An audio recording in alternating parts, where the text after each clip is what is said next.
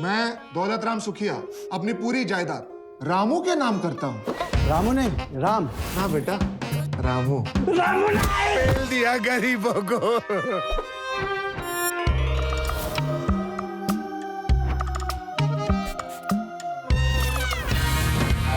राम। अब मैटर करेगा हर एक अक्षर जब घूमेगा जादू का चक्कर। व्हील ऑफ फॉर्च्यून जल्द आ रहा है सोनी एंटरटेनमेंट टेलीविजन और सोनी लिव पर। हमारे चैनल को सब्सक्राइब करें और बेल आइकन दबाएं।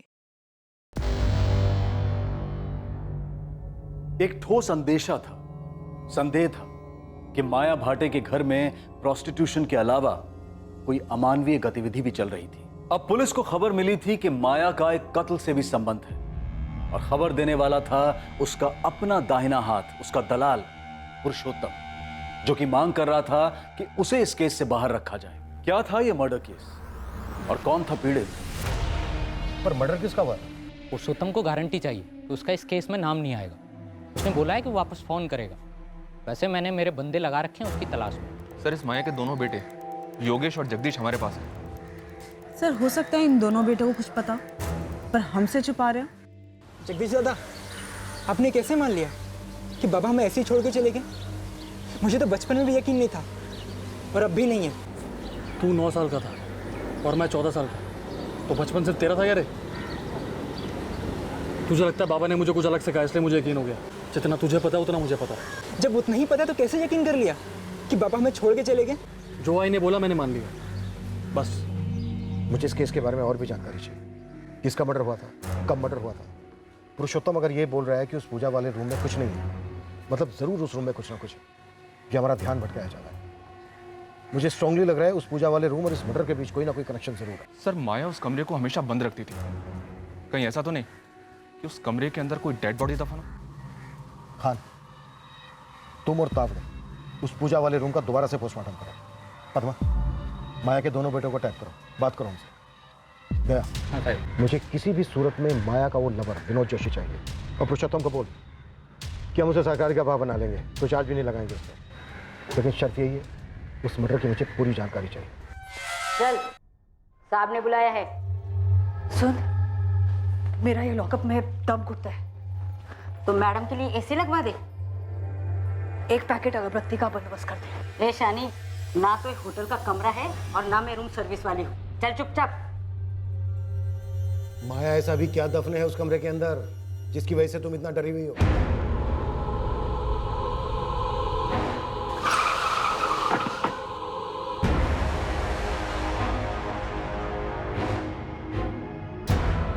दावड़े सर, इस कमरे की हर दीवार का 1-1 इंच बाहर निकाल कर देखना है।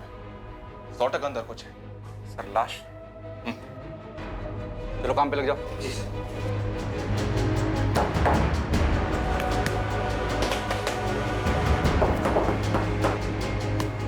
इसकी लाश है उस कमरे में। साहब मैं बोली ना आपको, मैं उधर से पूजा करती है। पूजा पूजा भक्ति से की जाती है माया,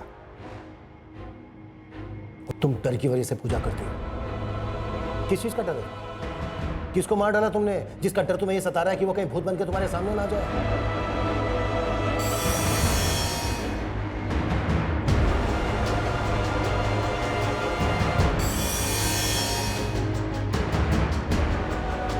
साहब उधर कोई लाश नहीं है।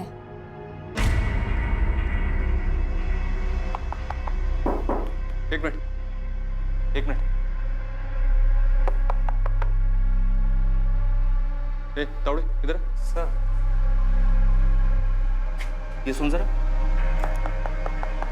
हाँ सर, कुछ हो सकता है। दीवार को तोड़ो।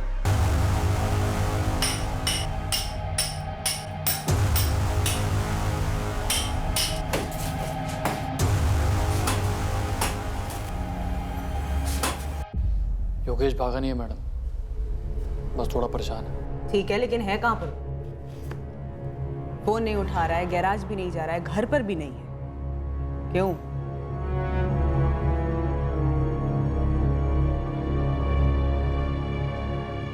दरअसल जब वो 9 साल का था तब से ऐसे ही गुमसुम रहता है, और बाबा के जाने के बाद वो बहुत शांत हो गया। तुम पर कोई असर नहीं हुआ? हुआ मैडम, लेकिन हर कोई अलग होता है। सचिन पाठक को जानते हो तुम? नहीं, कौन है? तुम्हारे छोटे भाई योगेश जैसा ही है, गुमसुम, परेशान। और अजीब बात पता है क्या है? उसके बाबा भी कई सालों पहले ऐसे ही गायब हुए थे। नीलेश पाठक नाम है। ये नाम कभी सुना है?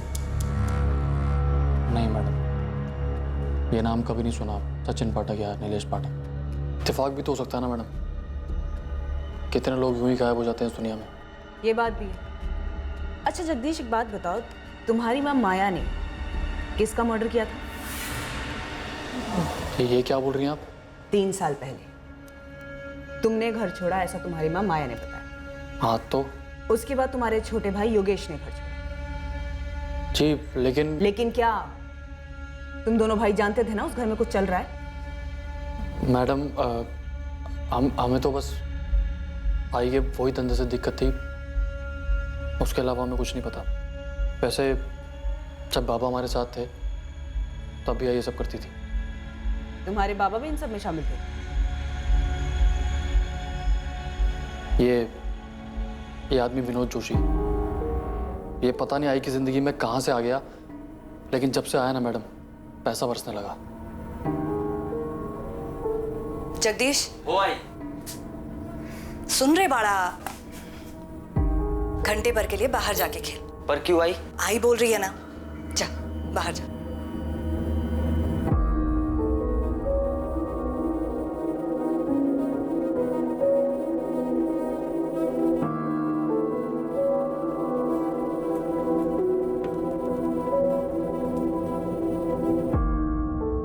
अरे जगया ओ ठीक है, आइसक्रीम वाइसक्रीम खा। हाँ, चॉकलेट वाला।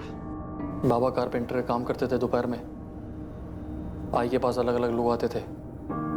ये समझने में ज़्यादा देर नहीं लगी कि क्यों आते थे और वहाँ क्या होता था।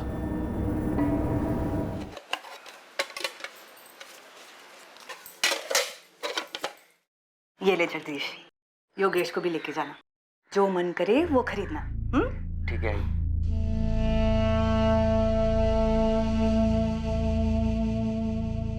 हम बच्चे थे, नई नई चीज़ें खरीदना अच्छा लगता था।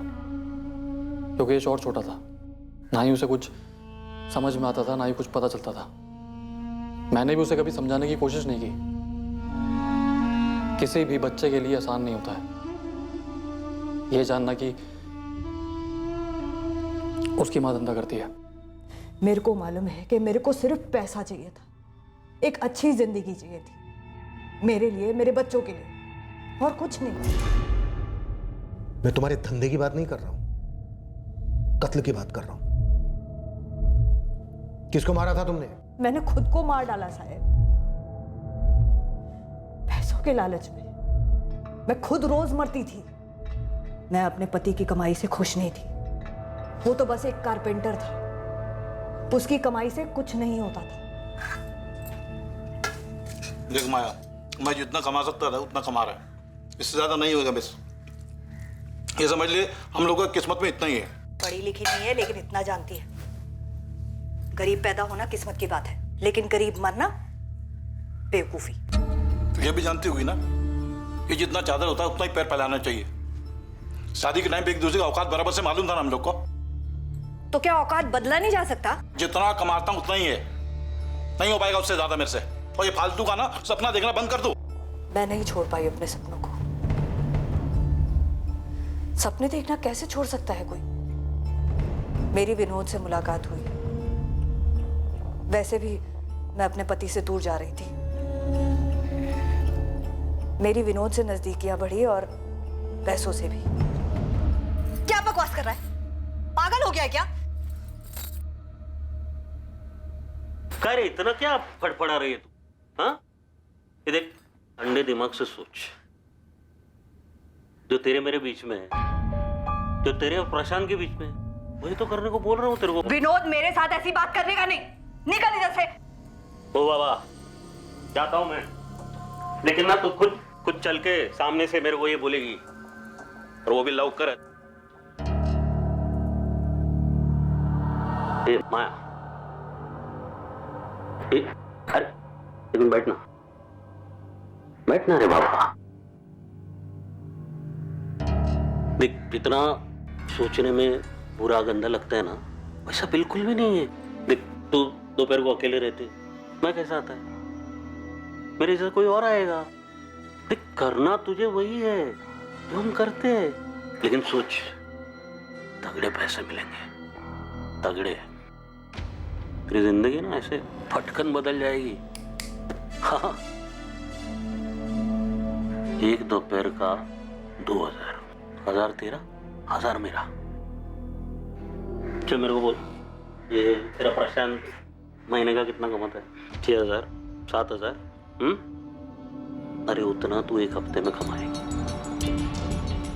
मन बनाएगी तो 4 दिन, पूरा मन लगाएगी ना तो 2 दिन में, अरे 1 दिन में कमा सकती है। तेरे संग तुम्हें एक बात याद रख, ये मर्दों की जरूरत ना बहती नदी है, कभी सूखती नहीं। तो तू काय को सूखी सूखी जिंदगी जी रहे रे, काय को? ठीक है, सोच के बता मेरे को, आता हूं। बहुत घिन आई थी विनोद की ये बात सुनकर, लेकिन पैसे के लिए तरसते हुए भी बहुत घिन आती थी साहब, इसीलिए हाँ बोल दिया। पहली बार बहुत गंदा लगा सर, लेकिन जब हाथ में पैसा आया ना, फिर सही गलत कुछ भी नहीं लगा। सोचा कि शरीर ही जो है, पैसे की धुंध छा गई थी। एक अच्छी जिंदगी मिल रही थी, बच्चों के लिए कुछ कर सक रही थी मैं। बच्चे लोग रोज बाहर का खा रहे हैं, नए नए सामान खरीद रहे हैं। जगदीश बोला तुमने पैसा दिया उन लोग को? हाँ, मैंने दिया। किधर से दिया? पेड़ लगा तेरे पास पैसे का? मैंने कमाए हैं। किधर से कमाए? कमाए बोले तो किधर से कमाया? मैं क्या पूछ रहा हूँ, किधर से कमाया माया? और मला, शरीर बेचती है अपना, सोती है लोगों के साथ। शरीर मेरा है, मैं बच्चों को वो दे रही है जो तू अपने अगले जन्म में भी अपनी कमाई के साथ नहीं दे सकता। बच्चे लोग को मालूम है कि उसकी माँ क्या है? बोला बच्चे लोग को तूने? नहीं, वो स्कूल में होते हैं और तू काम पे, दोपहर में आते हैं लोग। तेरे को क्या लग रहा है तू बहुत बड़ा पुण्य का काम कर रही है? पुण्य और पाप से जिंदगी चलती है, पेट भरता है उससे। जिंदगी जिंदा लोगों की होती और तू लाश है, घटिया सड़ी हुई लाश। पर मेरी ही चिता पर तो पक रही है ना रोटी। बस मैं तो यही जानती। प्रशांत ने रोज दारू पीना शुरू कर दिया। वो ये सच्चाई सहन नहीं कर पाया और एक रात हम सबको छोड़कर चला गया। मेरे को पता था कि वो वापस नहीं लौटेगा। मैंने ये सच्चाई मान ली थी। मैंने प्रशांत से कभी झूठ नहीं बोला और आप लोगों से भी नहीं बोल रही है सर। मैं सच बोल रही है, मैंने कोई खून वून नहीं किया है। माया, अभी तक तुमने हमें अपनी जिंदगी की सच्चाई बताई है, उस कत्ल की नहीं। हमें उस कत्ल की सच्चाई चाहिए। जगदीश, तुम अभी कुछ छुपा रहे हो। मुझे मालूम है कि तुम जानते हो कि तुम्हारी माँ ने किसका कत्ल किया। किसी का नहीं। तो फिर उस बंद दरवाजे के पीछे, जिसे तुम्हारी माँ पूजा का कमरा कहती थी, किसकी लाश दफन है? किसी की भी लाश नहीं हुआ।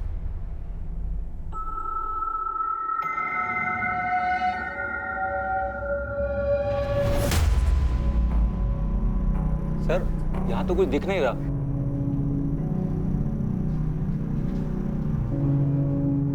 तो फिर है कहाँ?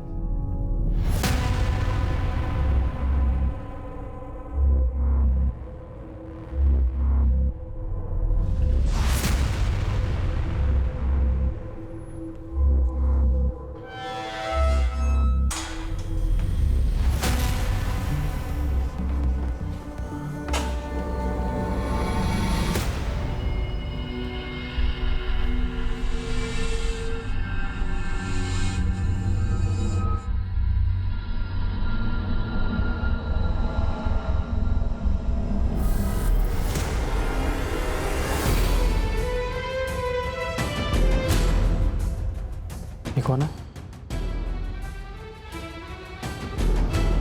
ये मेरे बाबा हैं। तुम्हारा नाम क्या है? सचिन पाठक। क्यों? नहीं, ऐसे ही पूछा।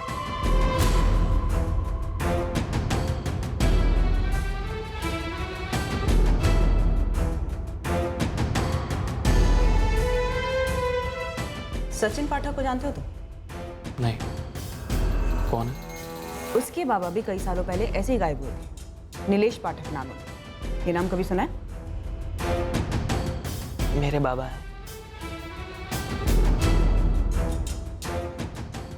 जब दिल अपराध बोध में डूबा होता है तब घृणा अपने कुकर्मों से नहीं बल्कि खुद से होती है।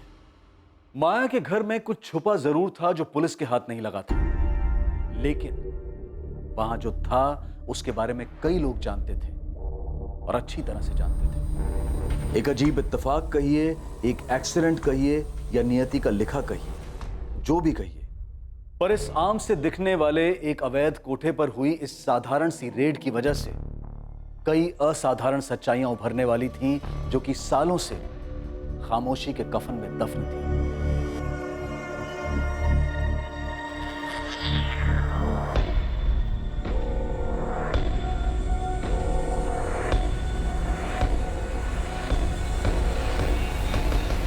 सर उस कमरे में कुछ नहीं है और वो एक दीवार जिस पर हमें सबसे ज्यादा शक था, वहां से भी कुछ नहीं निकला। सर ये माया का बड़ा बेटा जगदीश, इससे भी कुछ पता नहीं चल रहा है। वो दूसरा बेटा योगेश अभी भी लापता है। यस सर, जगदीश बता रहा है कि योगेश काफी डिस्टर्ब हो गया है। इस माया को जितनी भी गर्मी दो ये पिघलने वाली नहीं है। विनोद जोशी का क्या स्टेटस है? हमारी टीम और दया के लड़के दोनों लगे हुए हैं। पूरे शहर में अलर्ट इशू किया है। और पुरुषोत्तम वो अभी तक सामने क्यों नहीं आया? उसने दया से कहा था कि शाम को फोन करेगा, लेकिन सर अभी तक फोन किया नहीं उसने। अभी तक हमारे पास बस ये एक ही लीड थी, पुरुषोत्तम या फिर विनोद जोशी हाथ लगे। पता नहीं क्यों मुझे ऐसा लग रहा है कि उस दिन माया का पति प्रशांत भाटे घर छोड़कर गया ही नहीं था।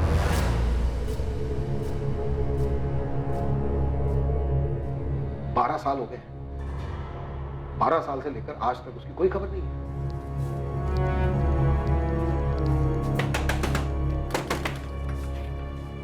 दादा, वो पुलिस आई के पूजा घर के बारे में कुछ कह रही है। उस कमरे में कुछ है क्या? आपको कुछ पता है? योगेश बावला हो गया। मुझे 1000 बार बता दिया, मुझे कुछ नहीं पता। बाबा का है? मुझे भी उतना ही पता जितना तुझे पता है। जी अपनी जिंदगी और मुझे भी जीने दे। 12 साल हो गए उस बात को, कब तक परेशान रहेगा? बाबा में छोड़ के चले गए थे, अब जाने दिन सब बातों को। नहीं, वो हमें छोड़ के नहीं गए थे। दादा सच बताओ, क्या बाबा कभी गए भी थे? मुझे तो हमेशा से ही लगता था कि हमें शहर पहले ही छोड़ देना चाहिए था। उससे बाबा मिल जाएंगे क्या? नहीं, पर तेरे दिमाग में तो नहीं रहेंगे ना? रहेंगे, और तब तक रहेंगे जब तक मुझे सच्चाई पता नहीं चल जाती। क्योंकि ये जो बोला जा रहा है नाई, ये झूठ है। और ये तो तू भी जानती है नाई, कोई तो ऐसा होगा नाई जो सच्चाई जानता हो। बाबा को कोई दोस्त या कोई भी।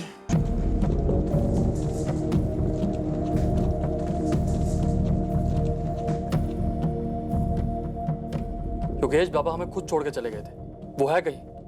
ये सब तेरे दिमाग का वहम है। कोई वहम नहीं है, मुझे अब पक्का यकीन है कि आई ने ना बाबा को मार डाला। और उस कमरे में ना जरूर कुछ है। उस कमरे में कुछ नहीं है। तू एक काम कर, उस कमरे में ढूंढ, पूरे घर में ढूंढ, पूरी दुनिया में ढूंढ, लेकिन दोबारा मेरे पास दुखड़ा लेकर मत आइयो। वैसे जिंदगी खराब है, तू जा यार।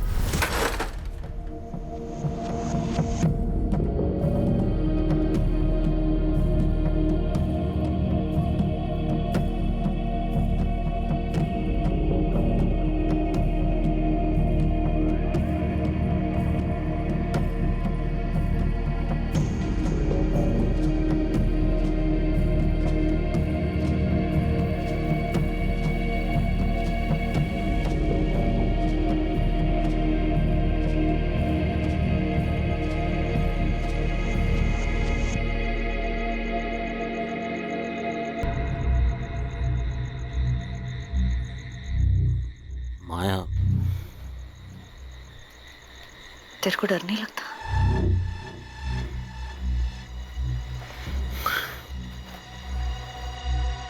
नहीं, और तू भी डरना छोड़ दे माया।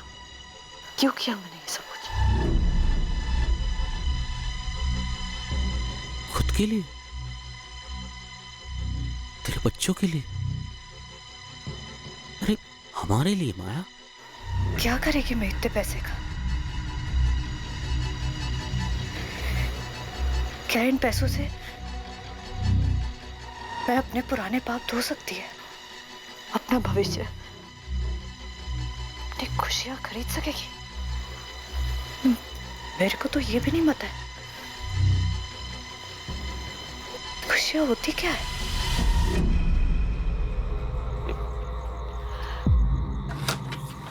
माया,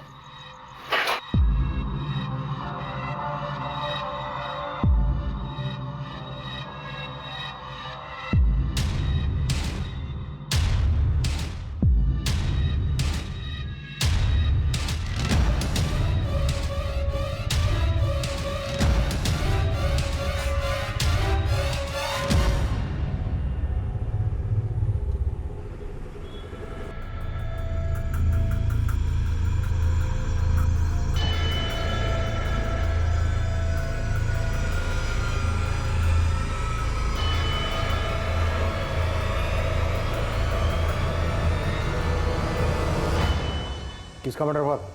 मुझे नहीं पता साहब, मैं तो उसका थोबड़ा भी नहीं देखा था साहब। मैंने सिर्फ उसकी लाश ठिकाने लगाने में मदद की थी साहब। कब की बात है ये? कई साल हो गए साहब, याद नहीं। लाश कहाँ ठिकाने लगाई थी? वो जंगल में साहब। कौन से जंगल? कातरज के जंगल में। मैं उन दिनों विनोद भाऊ का टेम्पो चलाता था। एक रात को उन्होंने मुझे माया ताई के घर बुलाया वो।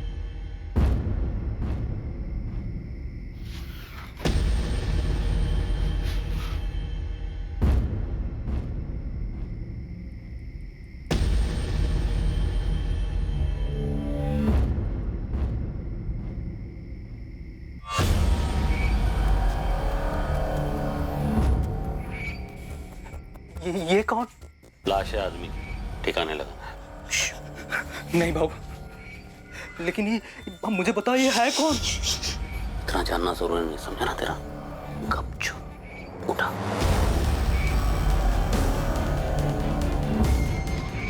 उसी रात हम उस लाश को कातरज के जंगल में ले गए।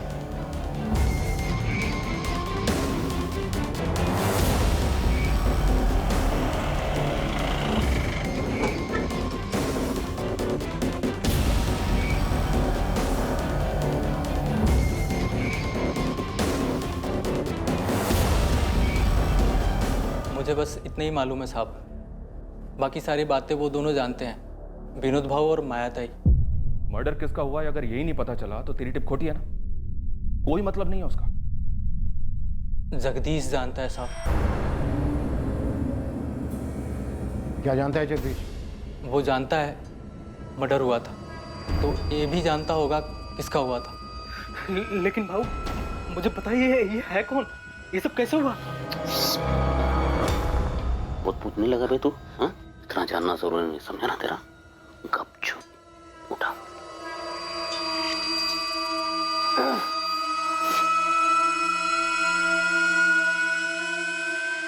जगदीश वही था, उसने शायद खून होते हुए देखा हो साहब। और तेरा ये विनोद भाव कहाँ मिलेगा सर? पूर्वी लॉज। हो सकता है पुरुषोत्तम झूठ बोल रहा हूँ, फिर भी एक चांस लेते हैं। पूर्वी लॉज से विनोद को उठाओ और कातरज पुलिस से बात करो। मैं जगदीश और माया इनसे दोबारा बात करता हूँ। खान इतना तो पक्का है कि उस घर का कुछ ना कुछ अतीत है, तालातीत।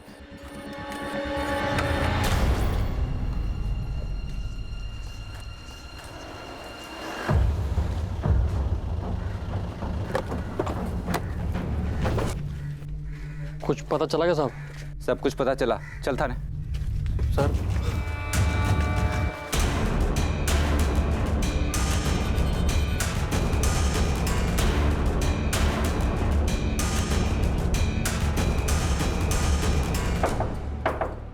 Room service.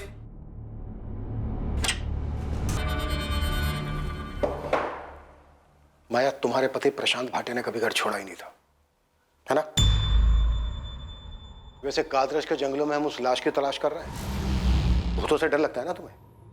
हमें भी लगा तुम्हारे घर में अजीब, ऐसे लगा जैसे कोई भटकती आत्मा हो, नाराज सी। तुम्हारा खेल अब खत्म हो गया है माया।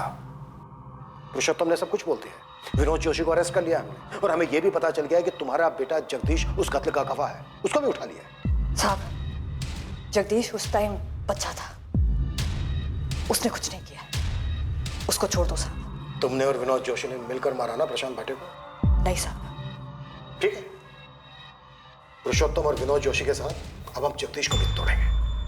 साहब, मैं सच बोल रही है कि तुमने और विनोद जोशी ने मिलकर प्रशांत भाटे को मारा? नहीं। सच चाहिए मुझे माया, सिर्फ सच। वो प्रशांत नहीं था, वो मेरा एक ग्राहक था। उसका नाम मेरे को नहीं मालूम। देख विनोद जोशी, माया एक औरत है, इसलिए अभी तक हमने सख्ती दिखाई नहीं उसके साथ, लेकिन तेरा नसीब ऐसा नहीं होगा, समझा? मैंने कुछ नहीं किया साहब, सच बता रहा हूँ मैं। ये जो भी खुनमुन जो भी हुआ है आप बता रहे हैं, वो सब पूरा का पूरा माया ने किया। अच्छा, प्रॉफिट आधा आधा करेगा, लेकिन जुर्म पूरा का पूरा उसके सर पे डालेगा? नहीं, मैं सही बता रहा हूँ सब। मैं उस आदमी को जानता तक नहीं था, उसको मारूंगा क्यों? पुरुषोत्तम ने बताया कि तू भी उनके साथ था। तूने देखा था वो? खून होते भी देखा था। कौन था वो आदमी? प्रशांत भाटे, तेरा बाप? नाम नहीं मालूम, लेकिन वो चेहरा मैं कभी भूल नहीं सकता। मैडम बता रही थी कि कोई सचिन पाठक है जो अपने बाप को ढूंढ रहा है। उसके बारे में क्यों पूछ रहा था? जिसको मारा गया था वो वही था।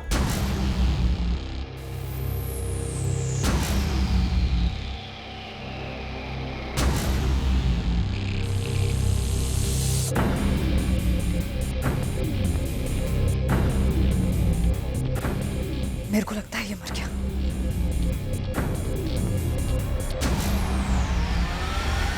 वो आदमी सचिन का बाप नीलेश पाठक था?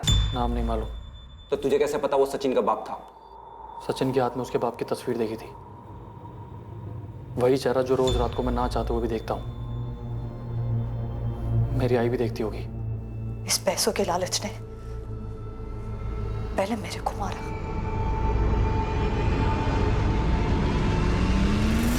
फिर मेरे हाथों उस ग्राहक को मरवाया।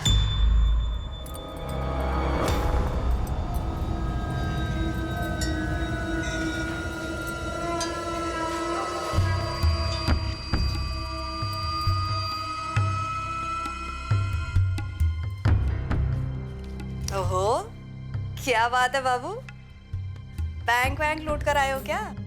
हाँ। अरे तो फिर तो बोनस वोनस बनता है ना, इतने टाइम से लुटा रही है तेरे पे। 5,000 तो निकाल उस बंडल से। 2,000 भी तेरे औकात के हिसाब से बहुत ज्यादा। ए, औकात की बात करता है? औकात? अब तो मैं 5,000 ही लेगी। देख, छोड़। क्या करेगी तू? छोड़। अरे साली, क्या साली?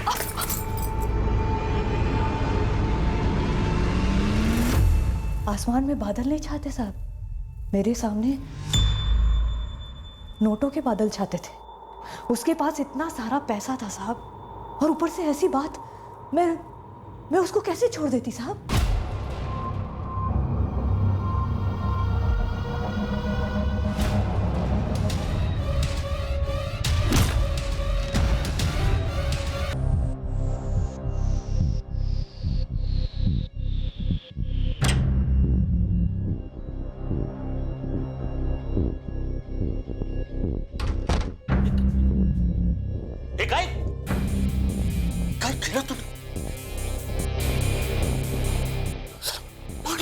नोटों की गड्डी लेकर घूम रहा था साला। जरा से पैसे ज्यादा क्या मांग लिए, औकात दिखाने लगा।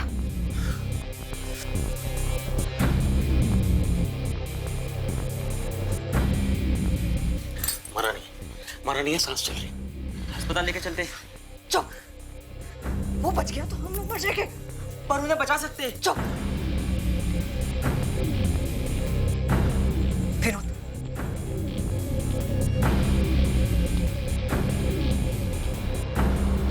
नहीं आई, ये क्या कर रही हो?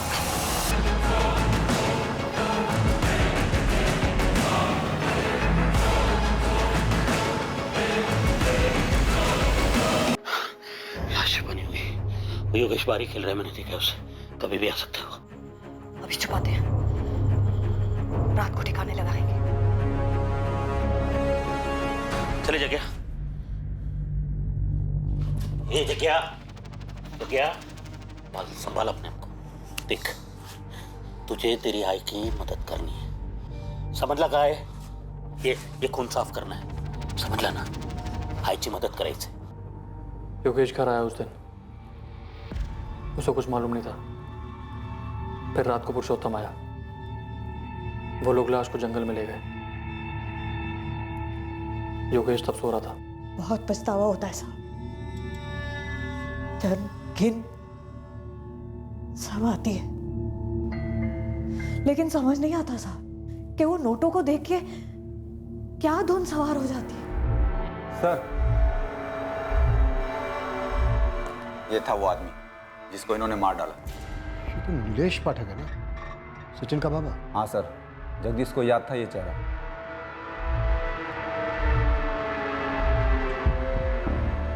ये था ना वो?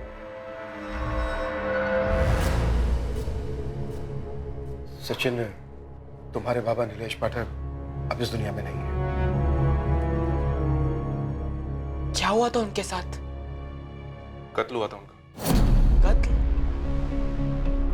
क्यों? किसने किया? क्यों किया? तुम्हारे बाबा एक कोठे पर जाते थे, शंगारवाड़ी। कोठा? हाँ, माया भाटे नाम है उसका। उसने और उसके साथीदार ने तुम्हारे बाबा का मर्डर कर दिया था।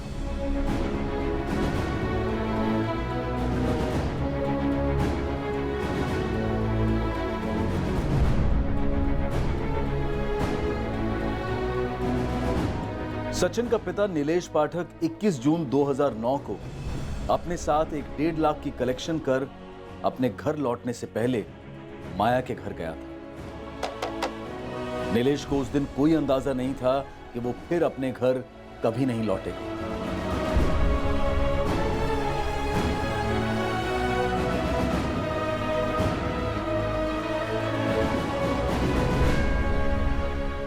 दो जुलाई 2009। हाँ, इस केस फाइल के हिसाब से 2 जुलाई 2009 को यहाँ कातरज के जंगल में एक लाश मिली थी।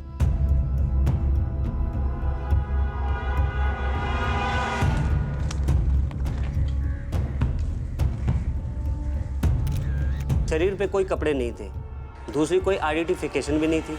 उसके बाद उसे 7 दिन तक मुर्दा घर में रखा गया, पर कोई मिसिंग कंप्लेंट मैच ही नहीं हो रही थी। उसके बाद 9 जुलाई 2009 को उस लावारिस लाश का अंतिम संस्कार कर दिया गया। इस केस के इन्वेस्टिगेशन ऑफिसर 3 साल पहले रिटायर्ड हुए। इस नीलेश की मिसिंग रिपोर्ट दर्ज नहीं हुई थी, बस इसके खिलाफ पैसे लेकर फरार होने की शिकायत की गई थी।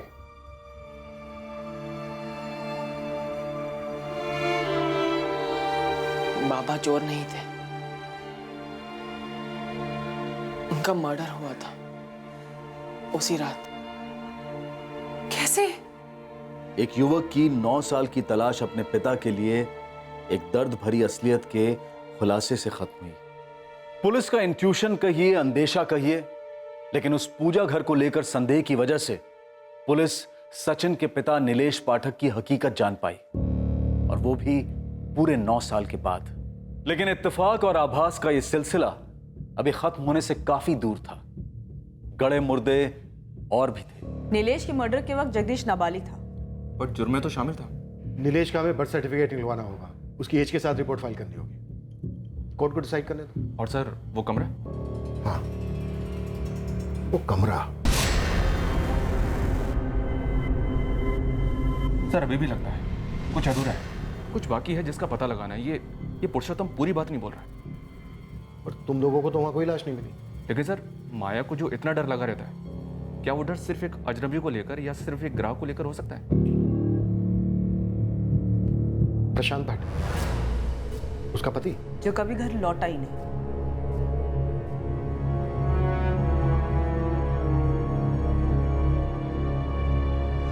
मुझे मेरे भाई जगदीश से मिलना है। तू था कहाँ इतने दिन? तेरा फोन भी बंद था। है कहाँ वो? आई ने किसी को मार डाला था। आपको इतने साल से मालूम था? मेरे सामने ही हुआ था योगेश।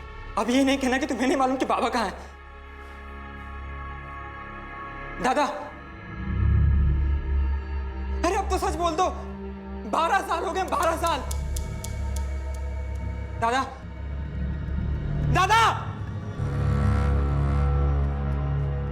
इत्तेफाक से हुए माया के घर पर उस एक छापे ने कई अधूरी कहानियों की कड़ियां सामने लाकर रख दी थी। वो कड़ियां जो तलवार बनकर 2 युवकों की जिंदगियों पर लटकती रही।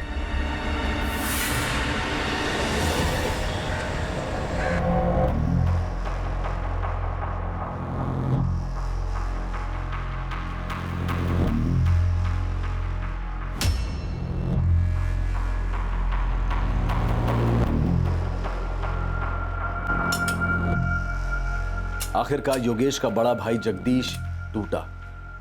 वो उस राज को अपने अंदर और नहीं रख पाया जिसने सालों से उसे और उसके ज़मीर को बंदी बना रखा था।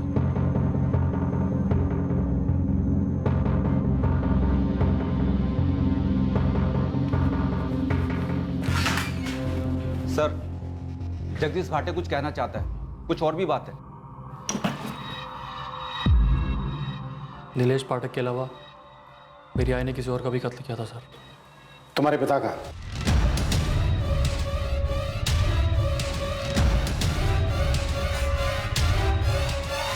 माया, तुम्हारे बेटे जगदीश ने सब कुछ सच सच बता दिया।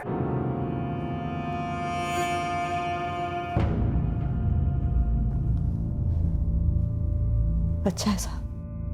साहब, क्या सच बोलने से, कबूल करने से दर्द कम होता है क्या? हो सकता है, लेकिन जुर्म कम नहीं होता। तो सच यही है साहब कि जगदीश और योगेश का बाप मेरा पति प्रशांत उस रात घर छोड़कर चला गया था। मेरे को नहीं मालूम था कि वो वापस आ जाएगा। तो कौन होती मेरे पूछने वाली? तेरे क्या लगा मैं क्या कभी लौट के नहीं आया क्या? तेरा हाथ भी लोग जो साला दिन में आता था अभी रात को भी आने लगा क्या इधर? तूने मेरी बीवी को भागा? उसने कुछ नहीं किया, जो भी किया मैंने अपनी मर्जी से किया। छोड़ दिया। साली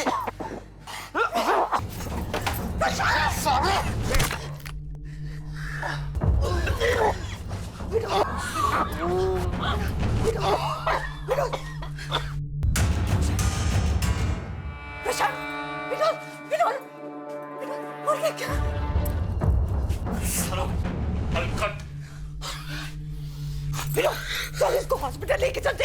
चल चले। मारो, मार डालेंगे उसको। क्या बोल रहा है? खत्म कर दे उसको। विनोद, क्या बोल? खत्म कर दे। विनोद!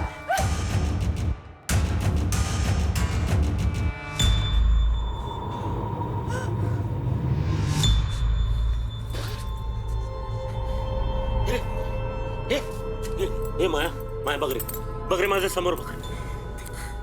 माया, तेरी बला टल गई रे, तेरी बला। तेरी जिंदगी अभी पूरी की पूरी तेरी। ये घर भी, हाँ? संभाल।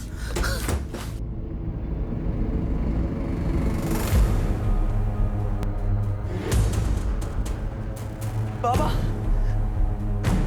जगह, तेरे बाबा की कसम है, तू किसी को नहीं बोलेगा ना? योगेश को कुछ नहीं बताना, कुछ भी नहीं बोला उसको, नहीं बोलेगा ना? बोला, नहीं बोलेगा ना?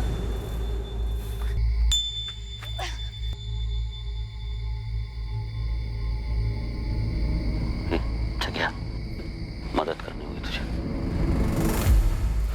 गड्ढा खोदना है।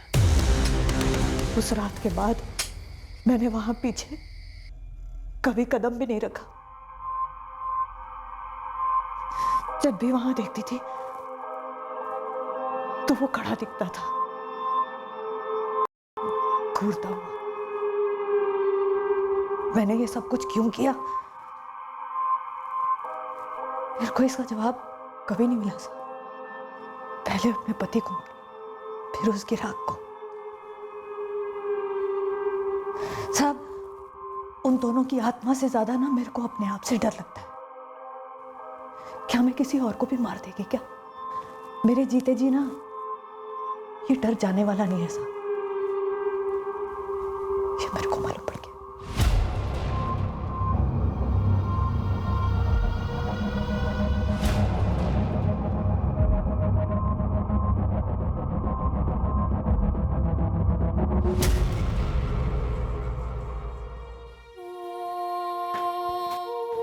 योगेश,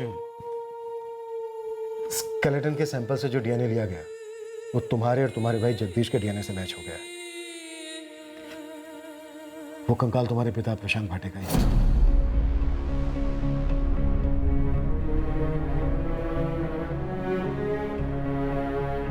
मुझे मालूम था सर, मेरे बाबा मुझे कभी ऐसे छोड़ के नहीं जा सकते थे। जगदीश पर लगे चार्जेस में इस बात का ध्यान रखा गया था कि दोनों मर्डर्स के वक्त वो नाबालिग था। विनोद जोशी और माया भाटे पर आईपीसी की धारा 302 का चार्ज लगाया गया है। 2006 में प्रशांत भाटे के कत्ल के लिए और 2009 में नीलेश पाठक के कत्ल के लिए। साथ ही दोनों पर आईपीसी की धारा 201 भी लागू की गई है, सबूतों को मिटाने के जुर्म में।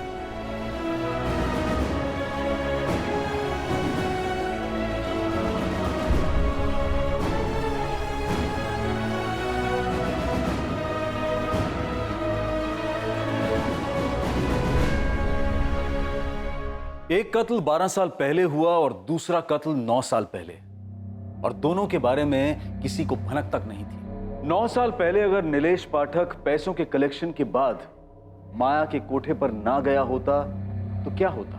12 साल पहले अगर माया का पति प्रशांत उस रात घर ना लौटा होता तो क्या होता? आने वाला खतरा अदृश्य होता है, लेकिन जब कोई जुर्म के साए में डेरा डाले तो वो खतरे के साए से दूर कैसे रह सकता है भला? माया ने अपने ही हाथों अपने जमीर की सुई तोड़ी थी। अपने ही पति प्रशांत को मारकर उसे अपने ही आंगन में गाड़ने में माया को कुछ गलत नहीं लगा। उसी तरह उसने नीलेश पाठक को पैसों के लिए मारकर उसकी लाश को जंगल में ठिकाने लगाया। पर माया ने अपनी पूरी जिंदगी डर और अफसोस की गिरफ्त में बसर की। ये एक दस्तूर है कि जुर्म मुजरिम का सुख चैन छीन लेता है और मुजरिम से जुड़े लोगों का जीना दुश्वार कर देता है। सोचें, समझें और सतर्क रहें कि लालच और स्वार्थ जीवन धारा पर हावी ना हो जाए। जैसे ही उमड़ती लालसा का एहसास हो, सतर्क होकर पीछे हो जाएं। जुर्म के लपेटे में ना आए, उस लालसा की आग में खुद को ना जलाएं। अब मैं अनूप सोनी आपसे विदा लेता हूं। याद रखें, क्राइम और आपके बीच में सिर्फ इतना फर्क है कि आप कितने सतर्क हैं। सतर्क रहें, सुरक्षित रहें। जय। For more updates, subscribe to our channel, click the show links and enjoy watching the videos.